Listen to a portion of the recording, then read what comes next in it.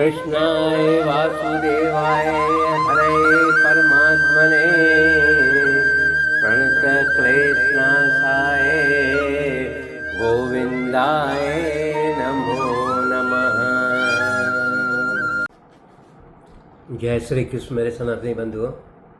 श्रीमद् भगवद गीता के पिछले अंक में हम लोगों ने पंचम अध्याय को संपूर्ण कर लिया था। भगवद गीता के इस अंक में हम लोग छठे अध्याय का प्रारंभ करेंगे।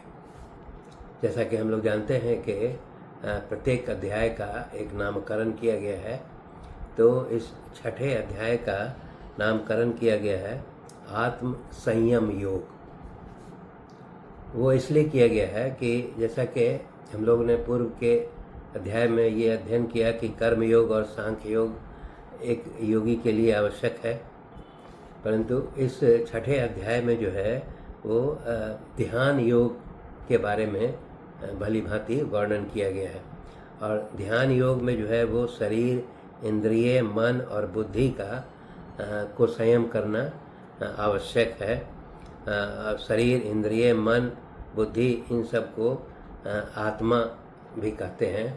तो इसीलिए क्योंकि इन सभी शरीर, इंद्रिय, मन और बुद्धि का संयम जो है वो ध्यान योग में आवश्यक है, इसीलिए इस अध्याय का नाम रखा गया है आत्म संयम योग। भगवद गीता के इस छठे अध्याय में कुल 47 श्लोक हैं। तो इस अंक में हम लोग श्लोक संख्या 1 से प्रारंभ करेंगे। श्लोक संख्या 1, इसमें भी भगवान श्री कृष्ण जो है अर्जुन को बोल रहे हैं। श्री भगवान बोले, जो पुरुष कर्म फल का आश्रय न लेकर करने योग्य कर्म करता है वह सन्यासी तथा योगी है, और केवल अग्नि का त्याग करने वाला सन्यासी नहीं है, और केवल क्रियाओं को त्याग करने वाला भी योगी नहीं है। अब यहाँ पर बता रहे हैं भगवान श्री कृष्ण की योगी कौन है, अर्थात जो सिर्फ अग्नि का त्याग कर देता है वह भी योगी नहीं है, और जो केवल क्रियाओं का त्याग कर देता है वह भी योगी नहीं है। बल्कि योगी उसको कह रहे हैं कि जो पुरुष जो है कर्म फल का आश्रय नहीं लेता है, अर्थात उसे कर्म करने के पश्चात किसी फल की इच्छा नहीं रहती है, अर्थात निष्काम कर्म करता है, तो वैसा कर्म करने वाला जो है वही सन्यासी और योगी है। तो अब यहाँ पर यही समझना चाहिए कि पुरुषों में बता रहे हैं कि वो भोगों में या कर्मों में आसक्ति होती है, और वो कर्म फल का आश्रय त्याग नहीं कर सकता है आसानी से, और आसक्ति होने पर किसी वस्तु की आसक्ति होने पर उसमें स्वाभाविक ही कर्म फल की आसक्ति हो जाती है, और इसलिए कर्म फल का वो त्याग करना इसमें आवश्यक बताया गया है। अब हम लोग इसको समझते हैं कि कर्म फल कैसे समझेंगे।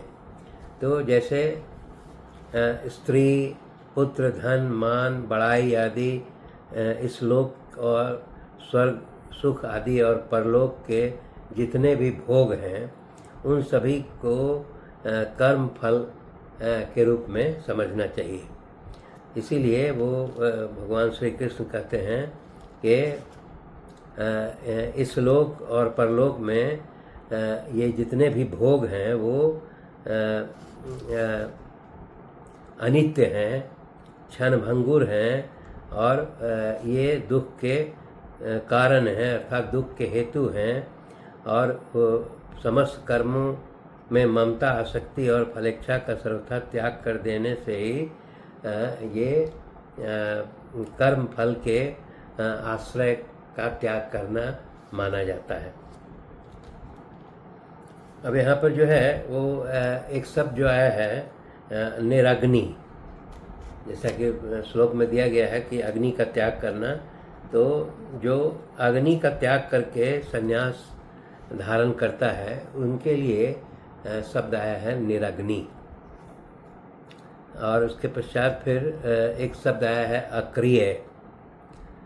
अक्रिय मतलब समस्त क्रियाओं को सर्वथा त्याग करके और जो ध्यानस्थ हो जाता है उसके लिए शब्द आया है अक्रिय। परंतु वही भगवान समझाते हैं कि सिर्फ अग्नि का त्याग करना या कर्मों का त्याग कर देने से योगी नहीं बन सकता है, क्योंकि उसके अंतःकरण में अहंता, ममता, राग, द्वेष, कामना इत्यादि दोष जो है वर्तमान रहते हैं। तो वैसे योगी को वास्तव में योगी नहीं माना जा सकता है। तो वही समझाते हैं कि अग्नि का त्याग करना और सिर्फ कर्म का त्याग करना जो है वो योगी और सन्यासी वो नहीं है। श्लोक संख्या 2। यहाँ पर भी भगवान कृष्ण बोल रहे हैं, हे अर्जुन, जिसको सन्यास ऐसा कहते हैं तू उसी को योग जान, क्योंकि संकल्पों का त्याग न करने वाला कोई भी पुरुष योगी नहीं हो सकता है। अब यहाँ पर बता रहे हैं कि वो संकल्पों का त्याग करना जो है वो आवश्यक है। अगर संकल्प होगा तो उसमें कर्म फल की आसक्ति होगी। तो इसीलिए वो कह रहे हैं कि संकल्पों का त्याग किए बिना कोई योगी नहीं हो सकता है।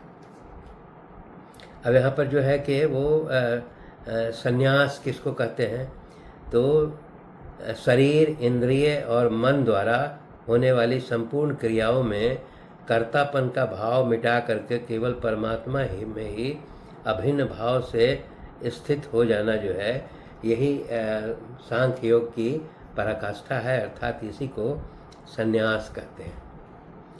अब फिर हम लोग समझते हैं कि संकल्प क्या है। तो संकल्प जो है वो ममता, राग, द्वेष से संयुक्त सांसारिक पदार्थों का चिंतन करने वाली जो अंतःकरण की वृत्ति है उसी को संकल्प कहते हैं। और इस प्रकार की वृत्ति, मतलब संकल्प की वृत्ति को संपूर्ण नाश कर देना, उसी को संन्यास कहते हैं। अर्थात यहाँ पर इसको ऐसे समझ सकते हैं कि जितने भी सांसारिक पदार्थ हैं उनको हम चिंतन करते हैं और उसमें राग द्वेष भी रहता है, और उसको प्राप्त करने के लिए जो हमारी अंतर्वृत्ति इच्छा रहती है उसी को संकल्प कहते हैं। तब यहाँ पर बता रहे हैं कि उस संकल्प का त्याग करने के पश्चात ही जो है वो सन्यासी उसको माना जा सकता है। तो वही समझा रहे हैं कि संकल्प का पूर्ण रूप से त्याग किए हुए बिना जो है वो परमात्मा से पूर्णतः संयोग नहीं हो सकता है।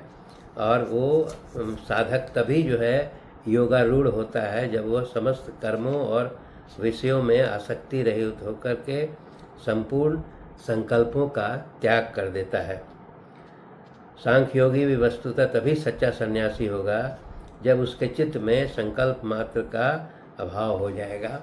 अर्थात सभी जो सांसारिक भोग की वस्तुएं हैं उनकी इच्छा से पूरी तरह मुक्त हो जाएगा, तब वो जो है सांख्य योगी हो सकता है। श्लोक संख्या 3। योग में आरूढ़ होने की इच्छा वाले मननशील पुरुष के लिए योग की प्राप्ति में निष्काम भाव से कर्म करना ही हेतु कहा जाता है, और योगारूढ़ हो जाने पर उस योगारूढ़ पुरुष का जो सर्व संकल्पों का अभाव है वही कल्याण में हेतु कहा जाता है। अब यहाँ पर ये भगवान कृष्ण ये बता रहे हैं कि योग में आरूढ़ होने के लिए पहले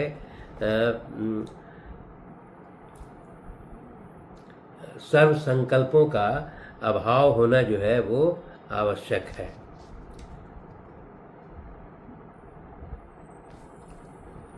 निष्काम भाव से जो है वो कर्म करना है और उसमें फल की इच्छा नहीं करना है, और उसमें सभी प्रकार के जो संकल्प हैं उसको त्याग करने के बाद ही जो है वो योग में आरूढ़ हो सकता है कोई योगी। अब यहाँ पर एक शब्द आया है कि मुने। मुने जो है उस पुरुष के लिए बताया गया है जो परमात्मा की प्राप्ति हेतु योगारूढ़ अवस्था को प्राप्त करना चाहता है। उसको मुनि कहते हैं या मुने कहते हैं, जो परमात्मा की प्राप्ति के लिए योगारूढ़ अर्थात योगी बनने का जो है वो जब इच्छा होती है तो वैसी अवस्था के लिए, वैसे सन्यासी के लिए मुनि शब्द का प्रयोग किया गया है। अब इसमें जो है एक शब्द है सम। सम जो है वो इसका अर्थ होता है कि मन को वश में करके और पूरी तरह से उसको शांत कर लेना, इसके लिए सम का प्रयोग किया गया है यहाँ पर। और यहाँ पर सम का अर्थ हम लोग जो है सर्व संकल्प का अभाव के रूप में भी उसको समझ सकते हैं कि जब सभी प्रकार के संकल्पों का अभाव हो जाएगा तब इसको माना जाएगा कि वो मन को अपने वश में करके पूरी तरह शांत हो गया है। इसलिए वैसा योगी के लिए सम शब्द का प्रयोग किया गया है। श्लोक संख्या 4। भगवान कृष्ण ही बोलते हैं, जिस काल में न तो इंद्रियों के भोग में और न कर्मों में ही आसक्त होता है, उस काल में सर्व संकल्पों का त्यागी पुरुष योगारूढ़ कहा जाता है। अब वो भगवान कृष्ण बता रहे हैं कि वैसा योगी जो जिस काल में वो इंद्रियों के भोगों में तथा किसी भी प्रकार के कर्म में जो है वो आसक्त नहीं होता है, उस काल में ही वो अपने सभी प्रकार के संकल्पों का त्याग कर सकता है। और जब सभी प्रकार के संकल्पों का जब त्याग कर देगा तो वैसा पुरुष जो है उसको योगारूढ़ कहते हैं। जैसा पहले श्लोक में हम लोग देखा ना कि योगारूढ़ शब्द का प्रयोग हुआ, तो यहाँ पर कहने का ये अर्थ है कि उस वैसे त्यागी पुरुष को योगारूढ़ कहते हैं जो अपने सारे इंद्रियों के भोगों का तथा किसी भी सभी प्रकार के कर्मों में उसकी पूर्ण तरह से आसक्ति जो है वो समाप्त हो जाती है, तो वैसे योगी पुरुष को योगारूढ़ कहा जाता है। अब यहाँ पर इसको समझने के लिए हम लोग समझेंगे आसक्ति का अर्थ क्या है। आसक्ति से ही कामना उत्पन्न होती है। तो जिस महापुरुष के समस्त कर्म और कामना संकल्प के बिना ही भली भांति होते हैं, उसको पंडित भी कहा जाता है। अब यहाँ संकल्प को थोड़ा सा हम लोग इसका समझ सकते हैं कि संकल्प किसको कहेंगे। तो यहाँ पर बताया गया है कि ममता, आसक्ति और द्वेषपूर्वक जो सांसारिक विषयों का चिंतन किया जाता है उसे संकल्प कहते हैं। तो ममता भी होगा, आसक्ति भी होगा और द्वेषपूर्वक भी होगा, राग द्वेष भी होगा, और उसके साथ जो है सभी सांसारिक वस्तुओं का जो चिंतन या इच्छा किया जाता है उसको संकल्प कहा जाता है। तो यहाँ पर वही बता रहे हैं कि जो सभी इस प्रकार के संकल्पों का पूर्ण तरह त्याग कर देते हैं, वही जो है उस योगी को योगारूढ़ कहते हैं। और इस प्रकार के सारे संकल्पों का त्याग जो है उसके लिए यहाँ पर शब्द का प्रयोग किया गया है सर्व संकल्प संन्यास।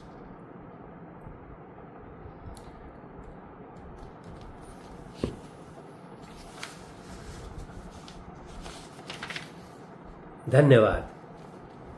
शेष अगले अंक में।